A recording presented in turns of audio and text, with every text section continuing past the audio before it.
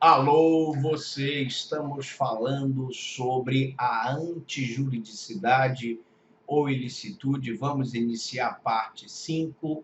Eu sou o promotor Franklin Lobato, professor de Direito Penal e Processo Penal, e convido vocês para o nosso curso de ilicitude e antijuridicidade.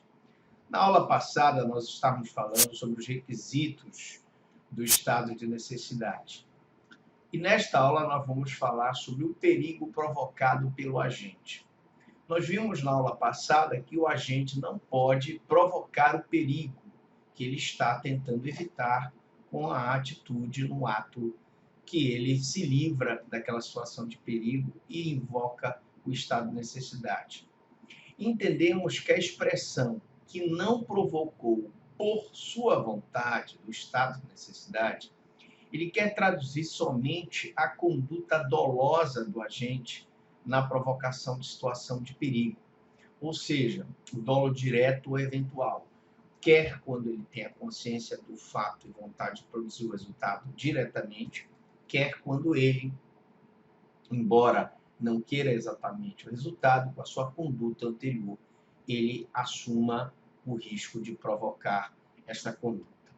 Lembramos que Assis Toledo também considera a culpa. Nós temos também um outro requisito importantíssimo, que é a evitabilidade do dano. Na situação de conflitos juridicamente protegidos, o sacrifício de um deles somente está autorizado quando a salvação do outro só pode fazer-se à custa deste sacrifício. Então, nós temos o exemplo de uma pessoa que sofreu um naufrágio e que só tem uma tábua de salvação, ou um salva-vidas, e ele então tem que disputar aquele salva-vida com outra pessoa. Neste caso, a situação de conflito jurídico entre os dois bens jurídicos vida se justifica porque um deles terá que fazer um sacrifício para autorizar a salvação do outro.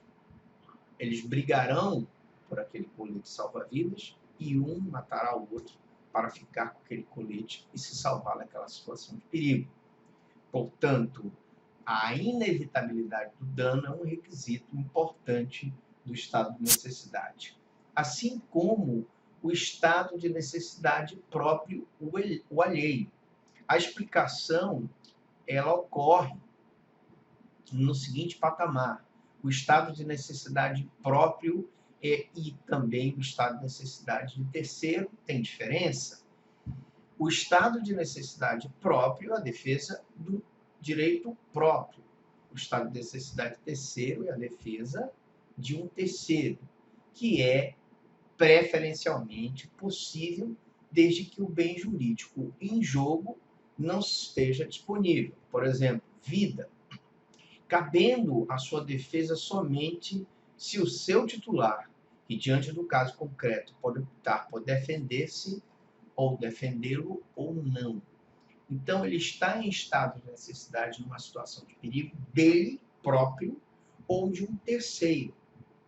E ele vai, então, agir em estado de necessidade para defender o interesse dele ou de terceiro em conflito com o interesse de outra pessoa. No caso aqui, demos como exemplo a vida. E neste caso, ele tira a vida de uma pessoa para ficar com a defesa do seu interesse ou interesse de terceiro. No mesmo exemplo de um incêndio, ou no mesmo exemplo do bote salva-vida, em que eu só tenho uma saída no incêndio, ou só tenho um bote salva-vida no naufrágio, aquela pessoa pode sacrificar bem de terceiro em favor dele e de uma pessoa próxima, pessoa da família, por exemplo. Também eu tenho que analisar a razoabilidade do sacrifício do bem.